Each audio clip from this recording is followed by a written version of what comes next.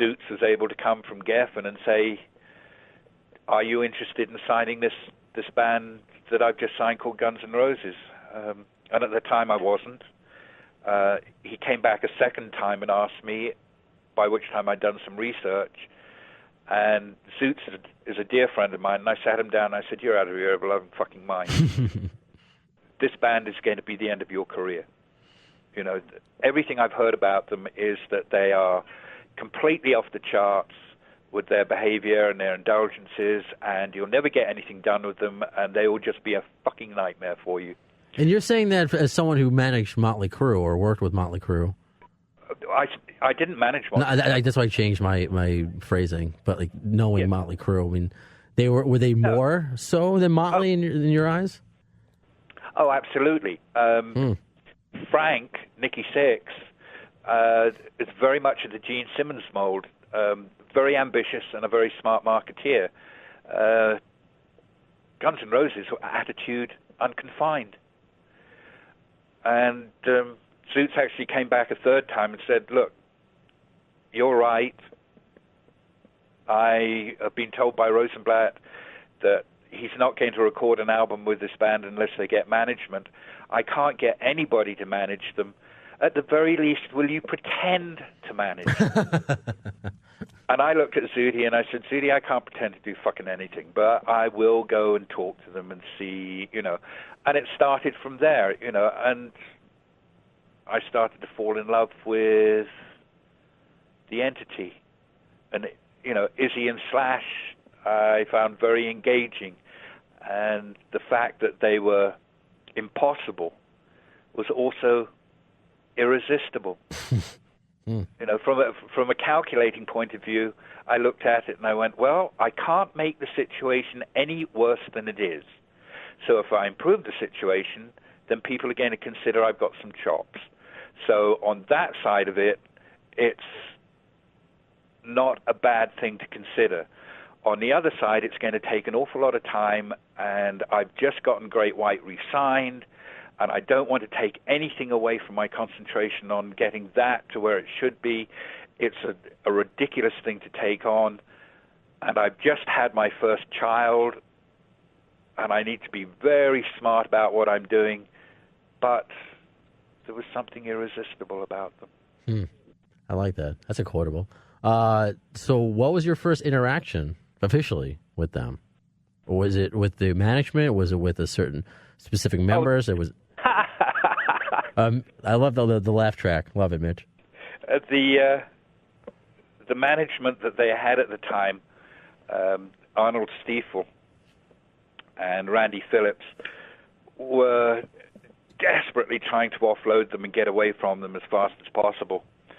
And Zoots took me to a Troubadour show to see them play for the first time. And in the dressing room afterwards, I noticed that Duff picked up a vase of flowers that had a card in it that was an apology card from the management of not being there.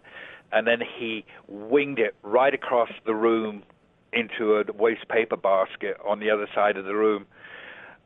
And I took note of that, and I thought, well, that probably defines the nature of the relationship between the band and current management, and certainly shows a certain attitude in the band. The first time I really spoke to them was at Pasha Studios when they were doing demos. The demos that we later put audio, you know, false live audio on to make Live Like a Suicide. And I sat in with Hans-Peter Huber, I think I remember his name as, who was the engineer who was doing the mixing, and he and I sat in and mixed that together. What are your, because I don't want to take up too much of your time. I know we've been talking for an hour. And by the way, I also noticed when Mitch said that in his interview with you, and then it went on for like another half an hour, 45 minutes. So I know you're a true mensch, Alan, but I guess I know I don't want to keep you forever. It's Sunday. If if it were getting close to 7:55, I'd be getting antsy, and my answers would be getting short. There's no hockey for a while, so however long you want, get it while it's there. I appreciate that. So, now I'm just envisioning the Duff just throwing the vase across the room, and that scene from Airheads. He wipes his ass with his record contract. I love this guy. I just picture you being, I love this guy. I want to work with this. So that was your first introduction to Duff. I want to know about, Axl, because, and this is going to tie into, and I'm glad you are more in depth with the mental illness and how it all ties in, so we can get into deeper conversations with it. So I always I identify with Axl and whatever his persona was at the time and is now. But what was it like meeting him for the first time? Did you what were you? I know you were warned about the band, but was there any warning about him specifically that you got?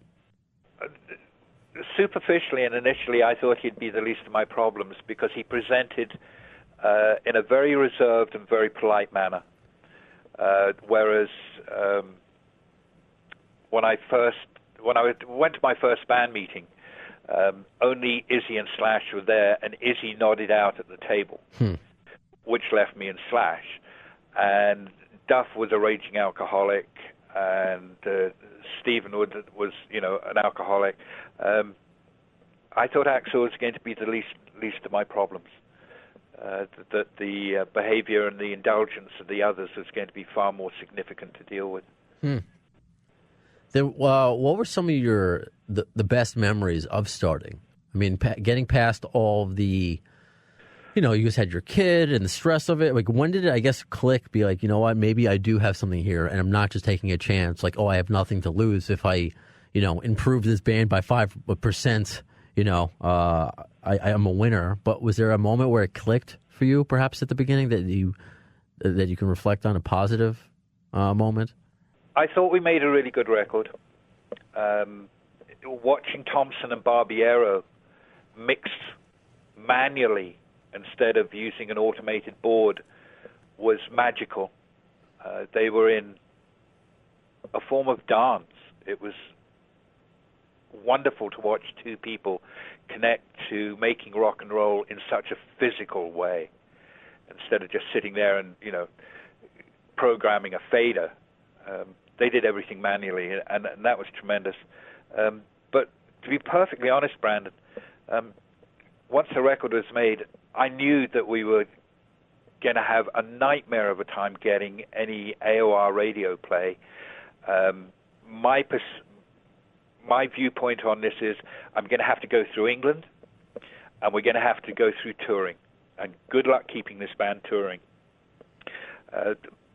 My hope was that it might, if we got lucky and if we did some good work, that we might get to a point where it may eventually go gold, that I thought it would be one of the coolest underground rock and roll bands around. I had no idea, no vision, no perception that it would become the best-selling debut rock and roll record of all time. And if anybody says that they do believe that, and I know that, God bless him, I love Zooty to death. He claims it. I think Axl claims it. No, let's be honest. Let's go back to the day and go, my God, we were wondering if we could get through a 10-week tour back then.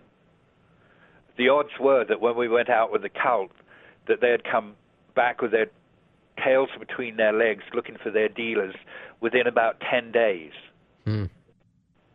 I remember really clearly in the Hell House, before we went to England for the first time.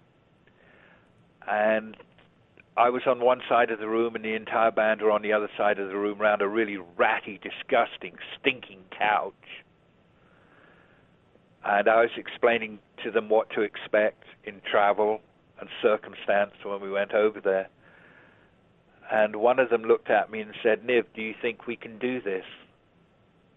To which I replied, that's why I'm fucking here.